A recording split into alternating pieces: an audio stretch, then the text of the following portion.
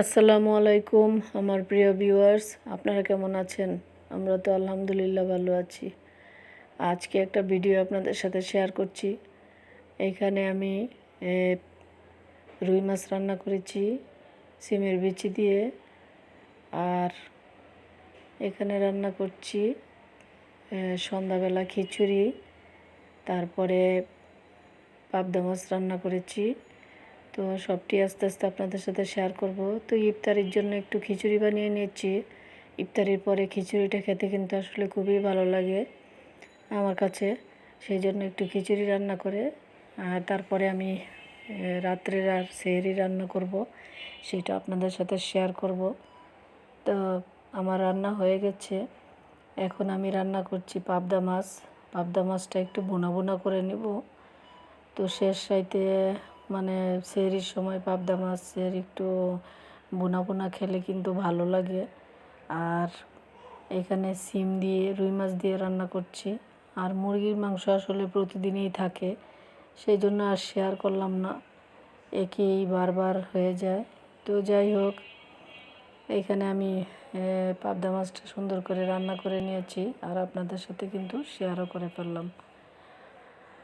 আমার কাছে তো ভীষণ ভালো লাগে পাবদা মাছ ভেজে রান্না করতে, আর আমি একটু ভেজেই রান্না করি। তো পুরাটা শেয়ার করলাম না, অল্প অল্প করে শেয়ার করছি, কারণ পুরাটা শেয়ার করতে গেলে আসলে অনেকটা সময় লেগে যাবে।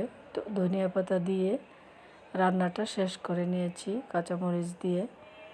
তো এখানে আমি কিন্তু কাঁচামরিচ একটু ব্লেন্ড করে দিয়েছি। তরকারিটা কিন্তু খেতে ভীষণ মজা হয়। রান্না হয়ে গেছে, দেখেন কতটুকু সুন্দর হয়েছে। আর এখানে রুই মাছটা আগে ভেজে নিচ্ছি, ভেজে তারপরে সিমের বিচি দিয়ে রান্না করব। তো অল্প অল্প করে সব কিছু শেয়ার করে নিচ্ছি। তো আমরা সবাই জানি কিভাবে রান্না করতে হয়। তো মশলা দিয়ে এভাবে রান্না করে নিচ্ছি।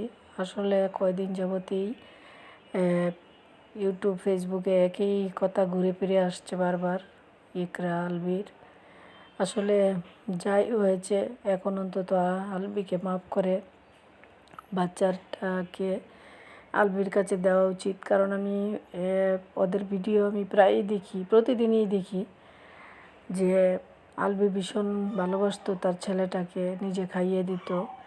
আর যেদিন মারা যায় সেদিন আসলে দেখলাম যে যখন আলবির মানে ইকরার বান্ধবীর কোলে ছিল, তখন ছেলেটা ততটা আনন্দে মানে খুবই খারাপ অবস্থায় ছিল। যখন চাচার কোলে উঠে তখন দেখলাম চাচাকে একদম জড়িয়ে ধরেছে।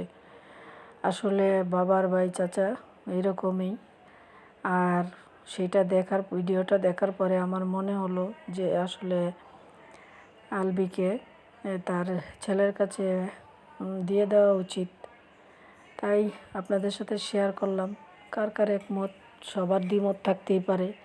আমারও কিছু না, আপনাদেরও কিছু না, কিন্তু একটা বাচ্চাকে দেখলে এত মায়া লাগে, সেই জন্য কথাগুলো বারবার বলা। তো রান্না কেমন হয়েছে অবশ্যই আমাকে কমেন্টে জানাবেন। আজকের মতো এখানেই শেষ করলাম।